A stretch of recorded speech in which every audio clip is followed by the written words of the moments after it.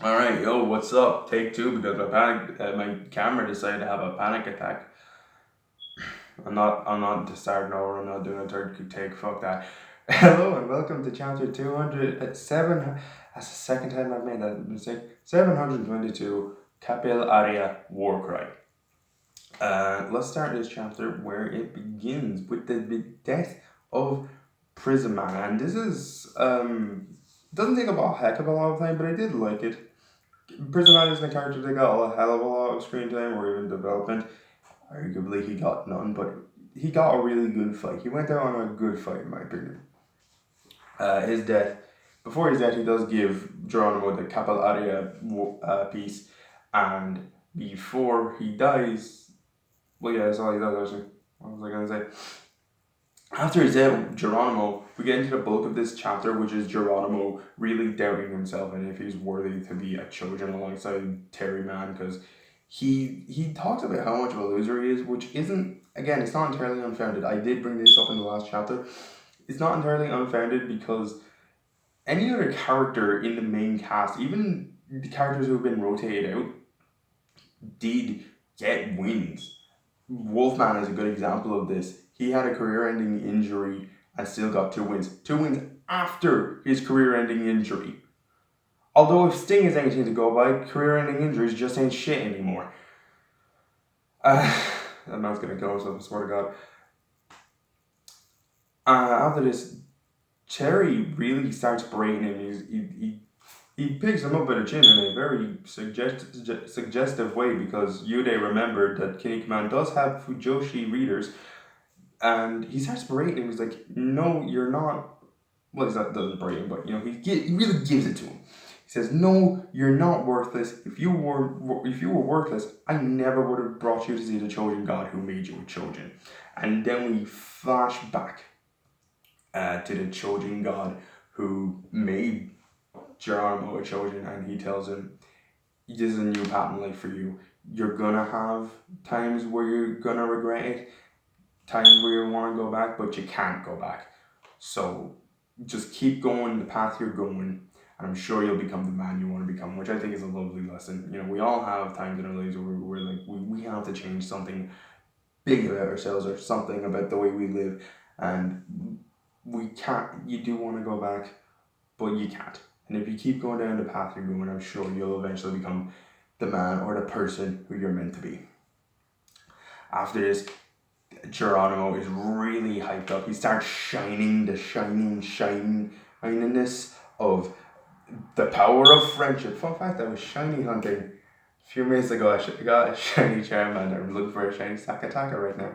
Shiny hunting Ultra Beast is fucking terrible. Besides the point, which is always cool to see, in my opinion, this shining power of friendship. Unless you're Otaru versus Aristera. Otaru really spammed that in that fight.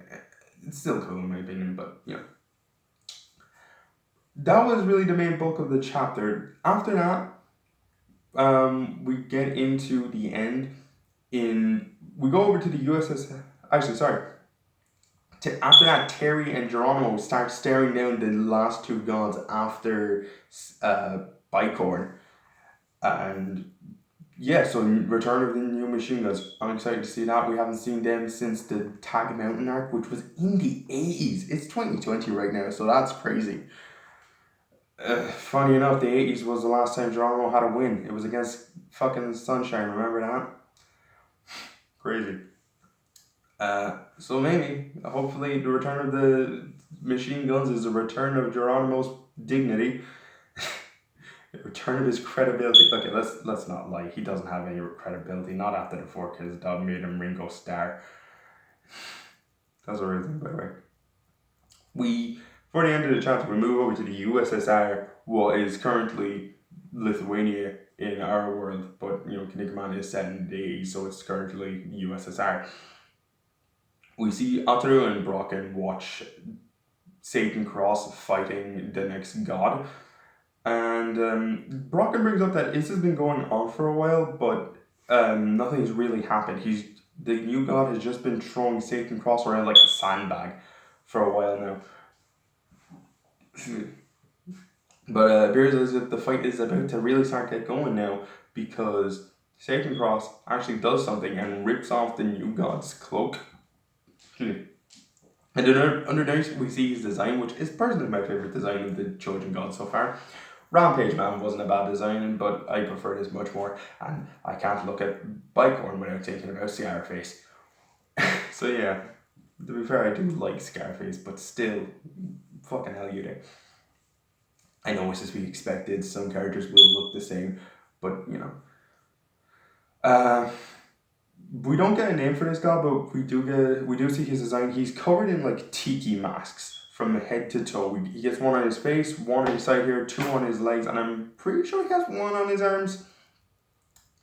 He also has fire coming out from his head, so it gives me a very Hawaiian aesthetic, a very specifically a Hawaiian fire dancer. Which whenever I think of Hawaiian fire dancers, I think of Marowak from Pokemon. I'm that cultured. So yeah, we're gonna get that fight next. Not gonna lie, I was kind of expecting Mammoth Man next, but I'm okay with seeing Satan Cross fight again. I am interested into how he got back with his parasite because I'm pretty sure, unless I'm remembering wrong, he separated from the parasite the God of Intelligence gave him at the end of his fight with Suguru in the Throne Arc. Again, I could be remembering wrong. Overall, I thought this was a fantastic chapter. Great development for Geronimo. We're getting set up for not just the return of the new machine guns, but also the next fight for Satan Cross. And yeah, I just think this was a pretty damn good chapter. That said, I'll see you next time. Also, I'm not sure, I probably mentioned this, but I can't remember if I did. No name for the new god. Sucks, but I'll just call him the god of Alola Marowaks.